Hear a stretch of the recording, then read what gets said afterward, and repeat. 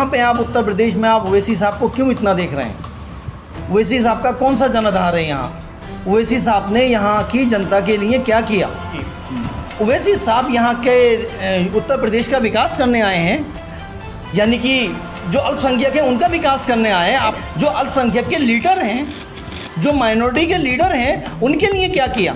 कोई एक कदम उठाया, एक आवाज़ दी? छेद का काम कर रहे हैं, वहाँ से लीकेज होती रहेगी, यहाँ से ड्रॉप होता रहेगा और नुकसान पहुँचता रहेगा। ओवैसी साहब का ख़ास तौर से इस वक्त विरोध इसलिए कर रहा हूँ कि इलेक्शन के टाइम पे वो आ गए यहाँ पर सारी समीकरण बिगाड़ने के लिए। लोग बोलते हैं कि बीजेपी हिंदू मुस्लिम की राजनीति करती है, तो यहाँ पर ओवैसी साहब भी तो हिंदू मुस्लिम की राजनीति कर रहे हैं। विकास के नहीं आएगा, हम उस पार्टी के साथ हैं, चाहे बीजेपी हो, शिवसेना, बजरंग दल, कांग्रेस, समाजवादी, बहुजन या कोई भी पार्टी क्यों ना हो। इंडियन इन्फॉर्मेटिव स्टूडियो में आपका बहुत बहुत स्वागत है। मैं हूं आपके साथ यासिर मसरूर। जैसे कि 2022 का चुनाव आने वाला है और जो भी राजनीतिक दल हैं उन्होंने अपने मैनिफेस्टो को तैयार कर रखा है। नई बात इसमें यह है कि एक नए दल ने भी दस्तक दी है जो बिहार में बहुत सी पार्टियों का गणित बिगाड़ चुके हैं, तो वो भी उत्तर प्रदेश में इस बार 100 सीटों पर लड़ रहे हैं। तो आज मेरे साथ बैठे हैं दानिश खान साहब, जो कि सोशल वर्कर हैं और ज़मीनी स्तर पर जानते हैं कि किस तरीके से चीज़ें बदलती हैं या किस तरीके से इस वक्त की जनता को दरकार है, राजनीतिक हलकों में क्या हलचल है और वहीं इस चुनाव का क्या मोटिव होना चाहिए। क्यों बहुत से दल हैं वो इसको धर्म पर भी लड़ने की कोशिश कर रहे हैं, तो इससे ध्रुवीकरण होगा या नहीं होगा, बहुत से सवाल दानिश खान साहब से पूछे जाएंगे। दानिश खान साहब, बहुत बहुत शुक्रिया इंडियन इन्फॉर्मेटिव स्टूडियो के साथ जुड़ने के लिए। तो मैं ये जानना चाहता हूँ कि इस वक्त जो ये चुनाव आने वाला है, तो मुद्दों को जैसे भटकाने की कोशिश होती है, हमेशा जो मत है उसको जो है वो ध्रुवीकरण होता है, लेकिन एक नई पार्टी उभरी है, ओवैसी साहब 100 सीटों पर चुनाव लड़ रहे हैं। तो आपसे ये जानना चाहता हूँ कि इस बार का इलेक्शन क्या विकास पे होगा या फिर धर्म की लहर में ये बह सकता है? पहले मैं आपका बहुत बहुत शुक्रिया अदा करता हूँ कि आप मुझ जैसे सोशल वर्कर को ये मौका दिया। नॉर्मली ये जो पार्टी के कार्यकर्ता होते हैं वो घर में बैठ के ही सिर्फ अपने बयानबाजी करते रहते हैं। हम ग्राउंड पे रहते हैं और ग्राउंड पे ही हमारे पास सारी रिपोर्ट रहती है कि पब्लिक के लिए क्या हो रहा है। सोशल वर्कर के नाते आप मुझसे किसी भी नाते, किसी भी पब्लिक से रिलेशन के किसी भी परेशानी के दौर पे आप मुझसे मालूमात कर सकते हैं। आपने अभी बात कही ओवैसी साहब की, बेहद बढ़िया आदमी है, लेकिन यहाँ पे आप उत्तर प्रदेश में आप ओवैसी साहब को क्यों इतना देख रहे हैं? ओवैसी साहब का कौन सा जनाधार है यहाँ? ओवैसी साहब ने यहाँ की जनता के लिए क्या किया?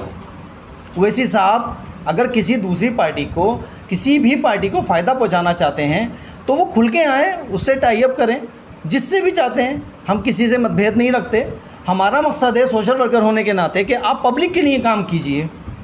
पिछले 7 साल गुजर गए, क्यों जो सत्ताधारी पार्टी है उससे कोई सवाल क्यों नहीं करता?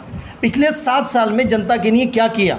आज हालत ऐसी हो गई है कि देश के ऊपर 2 केस चल रहे हैं दूसरे देशों के अंदर। आज हम इस नौबत तक आ गए, हमें नोटबंदी ने कहाँ पहुँचा दिया, हमें जीएसटी ने कहाँ पहुँचा दिया, फिर एनआरसी ने, और अब हमारे कुछ ऐसे फैसले गलत हो गए जो ये कोविड का ये एक बुरा दौर गुजरा है, उसके अंदर कुछ हो सकता है मेरी नज़र से गलत डिसीजन है, सरकार ने अपने अच्छे किए होंगे, उससे जनता का हाल बेहाल है। पब्लिक के पास काम नाम की कोई चीज़ नहीं है। आप निकलें शहर के अंदर, आपके पास अगर छोटी सी जॉब है, मैं तो आपके पास अगर एक जॉब है तो दिन में 20 लोग आपके पास खड़े कर दूंगा, इतने लोग तैयार हैं, और आप ज़्यादा नहीं 5-5 हज़ार रुपये की नौकरी करने के लिए तरस रहे हैं। अब यहाँ पर हम बात करना चाहते हैं, सत्ता की नहीं करनी है, हमें विकास की बात करनी है। हमें मतलब नहीं कौन पार्टी आएगी, कौन यहाँ पर जनाधार होगा, किसकी सत्ता होगी। जो भी सत्ता ले जनता के लिए काम करे। जनता के लिए क्या किया? अभी तक जनता के बारे में किसी ने सोचा? आप जनता के बारे में क्यों नहीं सोचते? आपने जीएसटी लगा दी, जनता को खाली कर दिया। पेट्रोल के भाव देख लिए, डीजल के भाव देख लिए, डीजल कहाँ पहुँच गया? इस डीजल की बिना पे सारी जो बढ़ोतरी होती है, महंगाई होती है, तेल कहाँ पहुँच गया? सरसों का खाने का तेल 200 रुपये लीटर। आज ये गरीब आदमी क्या इसको अफोर्ड कर सकता है? जिसके पास 200 रुपये कमाने के लिए नहीं है, वो 200 रुपये का सरसों का तेल ख़रीदेगा? खाली वीडियो में बता देना कि हमने इतना बड़ा पैकेज दे दिया, हमने इतना बड़ा काम कर दिया, इससे काम नहीं चलने वाला। तो अखिलेश यादव ने जैसे कहा है कि पहली कैबिनेट मीटिंग में 10 लाख युवाओं को रोज़गार दिया जाएगा, तो ऐसे भी पहले वादे किए गए हैं। 2014 में भी हमने वादे देखे। अभी तक अगर ज़मीनी स्तर पर हम देखें, आपने देखा हो, तो कहाँ तक लगता है जो वादे पहले की पार्टियों ने करे थे वो पूरे हुए हैं, या फिर एक बार इन वादों पर जनता भरोसा कर सकती है? देखिए, कुछ नेताओं को छोड़ के मुझे पूरे नेताओं की पूरे बातों पे यकीन नहीं होता है। दिल्ली के अंदर कुछ वादे किए गए थे, उसमें से काफ़ी हद तक वादे पूरे किए गए, लेकिन वो भी नाकाफ़ी रहे, और भी काम किए जा सकते थे। दिल्ली जैसी जगह जहाँ पे इतनी आमद होती है, कि जहाँ पर कमाई बहुत होती है हमारी गवर्नमेंट को, वहाँ पे वो फैसिलिटी पूरी तरीके से नहीं दे पाए, और लगातार नई नई तरह की परेशानियाँ आ रही हैं, लेकिन कुछ तो किया। इसी तरीके से हमारे रामपुर में आ जाइए। रामपुर में जब समाजवादी पार्टी की सरकार थी और हमारे मोहम्मद आज़म खान साहब यहाँ पर सत्ता थी उनकी, तो आप रामपुर में देखिए, आप बाहर से आए हैं, आप रामपुर की विज़िट करिए, रामपुर के हाल देखिए, और अब से 20 साल पहले के रामपुर का हाल देखिए। रामपुर के अंदर रामपुर की क्या अहमियत थी? रामपुर के अंदर कोई सड़क जुड़ी हुई नहीं थी, कोई साबुत सड़क मिल नहीं सकती थी। प्रशासन, यहाँ बदमाशी का बोलबाला था, रोज़ मर्डर हुआ करते थे, यहाँ पर कारोबार नाम की कोई चीज़ नहीं थी। हमारे आज़म खान साहब ने बहुत बढ़िया काम किया। अब उसमें से कुछ काम उनसे भी हमें लगता है कि गलत हो गए। हम ये नहीं मालूम कि कैसे हुए, क्योंकि जब आदमी ज़्यादा काम करता है तो उनमें कुछ काम गलतियां भी हो जाती हैं। इसको मैं तो एक्सेप्ट करता हूं, लेकिन अब यहाँ पर आपसे मैं एक बात जानना चाहूँगा कि इन 7 साल के अंदर इतनी बड़ी पार्टी जो कि पूरी बहुमत पे काबिज़ है, पूरे हिंदुस्तान पे उसकी सत्ता है, उसने कितनी यूनिवर्सिटी बना दी? वो चाहे तो 100, 200, 500 भी यूनिवर्सिटी बना सकती थी, उसके पास इतनी है। 350 करोड़ रुपए का एक प्रतिमा बना दी जो किसी काम नहीं आने वाली, और लगातार उस पर खर्चा होना है। आप ये यूनिवर्सिटी बनाएं, पढ़ाई के लिए कुछ देखें। अभी देखा आपने कोविड टाइम में हॉस्पिटल हमारे पास अवेलेबल नहीं थे। ये जो जिनको हम झोला झाप डॉक्टर कहते हैं, इन्हीं के बिना, इन्हीं के ऊपर पूरा शहर का दारोमदार चला। सारे मरीज़ इन्हीं को दिखला रहे थे। जितने अच्छे डॉक्टर्स थे सब भागे हुए थे। सोशल वर्कर होने के नाते हर उस पार्टी को सपोर्ट करूंगा जो काम करे, हर उस बंदे को सपोर्ट करूंगा जो काम करे, लेकिन काम करे। ऐसा नहीं कि सिर्फ वादे करे। वादों में मैं यकीन नहीं रखता, मैं काम पे यकीन रखता हूँ। तो जो भी पार्टी सत्ता में आती है वो वादों पे आती है, और वादों के बाद उसको जो भी उसका कार्यकाल रहता है उसमें देखा जाता है। अभी जिस पार्टी को जनाधार मिला, जिस पार्टी को जनता ने चुना, उनके वादे तो इतने पूरे नहीं हो पाए। तो अब जो एक उम्मीद है कि ठीक है, अगर ओवैसी साहब वादे कर रहे हैं कि मैं आऊँगा यहाँ विकास करूँगा, अक़लियत के लिए बहुत बड़ी बड़ी बातें कर रहे हैं, वहीं उत्तर प्रदेश में अखिलेश यादव भी यही बातें कर रहे हैं, तो एक आम आदमी किस तरीके से, मतलब एक जो वोट है, वोट बैंक जो है, वो कहीं ना कहीं ऐसा नहीं लगता दानिश भाई कि डिवाइड हो जाता है कि कुछ लोग उधर चले गए, कुछ लोग ओवैसी साहब के पास चले गए? मैं किसी एक ख़ास तबके की बात कर रहा हूँ जो राजनीति में है, और रामपुर की जो सीट है वो भी बड़ी सीट है। ऐसे बहुत सी ऐसी सीटें हैं जो कि कुछ लोग हैं जो एक ख़ास तबका है उसका वोट का ध्रुवीकरण करते हैं, उसको बांटते हैं, और उसका फ़ायदा किसी दूसरी पार्टी को भी हो जाता है। तो इसमें आपको क्या लगता है? एक बात की अक़लियत की आपने करी, जो अल्पसंख्यक हैं उनकी। ओवैसी साहब यहाँ के उत्तर प्रदेश का विकास करने आए हैं, यानी कि जो अल्पसंख्यक हैं उनका विकास करने आए हैं। सोचना चाहिए जो अल्पसंख्यक के लीडर हैं, जो माइनॉरिटी के लीडर हैं, उनके लिए क्या किया? कोई एक कदम उठाया, एक आवाज़ दी? कभी उनके बारे में कभी पार्लियामेंट में आवाज़ उठाई कि ये क्या हो रहा है उनके साथ, किस तरीके से, क्या एज है, क्या उनके 40 साल सत्ता को दिए हुए हैं, उसके ऊपर 40 साल को देखते हुए, चाहे वो आपकी विरोधी पार्टी थे, आपके विरोधी थे, लेकिन कम से कम इंसानियत के नाते, और आप एक माइनॉरिटी को प्रेजेंट करते हैं, आप चाहते हैं कि मैं इनका लीडर बनूं, तो आपको कम से कम उनका साथ देना चाहिए था। वो आज जेल में बंद है, हॉस्पिटल पे ज़िंदगी और मौत की जंग लड़ रहे हैं। कभी इस बारे में उन्होंने सोचा कि हम इनको निकालने में मदद करें? इनके ऊपर जो केस हैं इन पे आवाज़ उठाई जाए। अगर कुछ किसी तरह के केस हैं इस माहौल के अंदर, उनको जल्द से जल्द ज़मानतें दी जाएं, और अगर किसी में वो अगर रियल में गुनाहगार हैं तो यकीनी तौर पे हमें न्यायपालिका पे पूरा भरोसा है कि न्यायपालिका अच्छा फ़ैसला देगी, जो उचित फ़ैसला होगा वो देगी और हम उसको यकीनी तौर पे एक्सेप्ट करेंगे। लेकिन ज़ाहिरी तौर पे कम से कम उनको ज़मानत मिलनी चाहिए। क्यों ज़मानत पे बाहर क्यों नहीं आते, क्यों नहीं उठाते? क्या वो मुसलमान नहीं हैं? क्या वो अल्पसंख्यक के नेता नहीं हैं? क्या वो अक़लियत के काम नहीं करते? तो कहीं ना कहीं जो आरोप लग रहे हैं ओवैसी साहब पे कि ये डिवाइड करने का काम करेंगे, जो सीटों पर उम्मीदवार खड़े किए हैं, ये किसी और दल को इससे फ़ायदा होगा, आप इस बात से कहाँ तक सहमत हैं?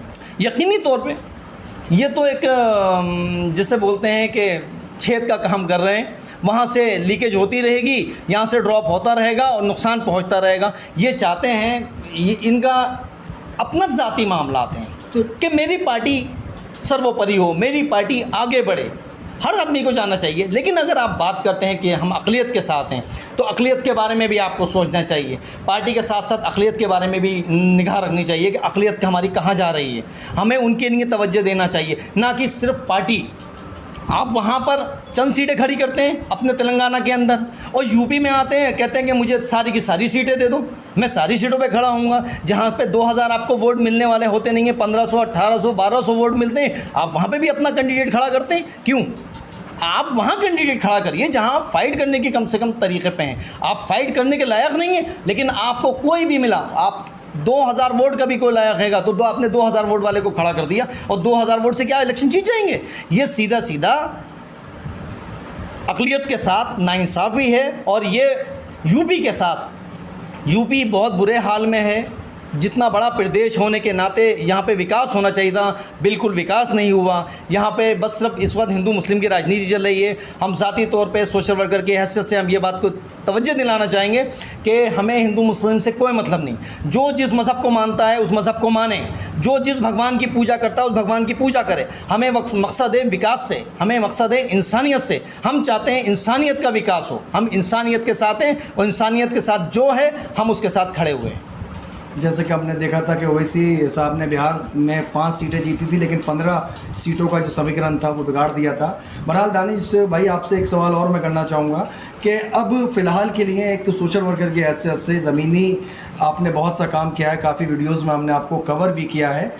आम जनता, एक आम जो भी जनमानव है, वो किस तरीके से किसको वोट करे? विकास उसको मालूम होना चाहिए, बिना विकास के गुजारा नहीं है, लेकिन उसके पास आखिर किस चीज़ को आधार बनाए? किस, इतने सारे चेहरे हैं, रूलिंग पार्टी भी चेहरा है, वहीं अखिलेश यादव भी हैं, वहीं अब एक नई पार्टी ने भी दस्तक दी है, और भी इधर उतर सकते हैं, मायावती भी इस चीज़ का दावा करती है। तो अब एक नॉर्मल इंसान, एक नॉर्मल जैसे किसी को वोट देना है तो वो कैसे सोचेगा? मतलब कि एक आप एक्सपीरियंस के हिसाब से बताएं कि हाँ मुझे इसको वोट देना है, या ये यकीन है, ये यकीन बहुत बड़ी चीज़ है, वो यकीन कैसे बनाएगा जब तक आजमाएगा नहीं? मैं आपकी बात को आगे बढ़ाते हुए ये बताना चाहूँगा कि हम जो सोशल वर्क का काम करते हैं, आपने हमारे जो वीडियो देखी हैं, आप यकीन कीजिए कि वो शायद 2% हमारा काम नहीं है। हमारे फील्ड के लोगों से देखिए, हमारे साथ के लोग देखिए, हमारे साथ में मोनिस मियाँ रहते हैं, इनसे आप कभी मालूम करिए ये मोनिस कैसे कैसे दिन भर भूखे हमारे साथ धूपों में घूमते हैं, किस किस तरीके से कहाँ कहाँ जाते हैं दूसरे शहरों में अपने घर से को छोड़ के। घर में बहन की शादी है, उसको छोड़ने के बावजूद हम वीडियो पे, फ़ोटो पे बहुत कम करते हैं।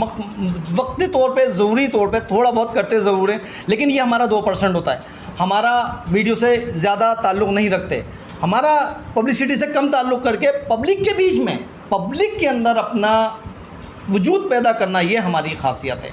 अब आपने बात बोली कि हम किस पार्टी को, किसी पार्टी को कैसे करें, तो हमारे 70 साल से ज़्यादा हो गए हमारे देश को आज़ाद हुए। पहले भी हम 18 साल के बाद में ही तो वोट देते हैं ना।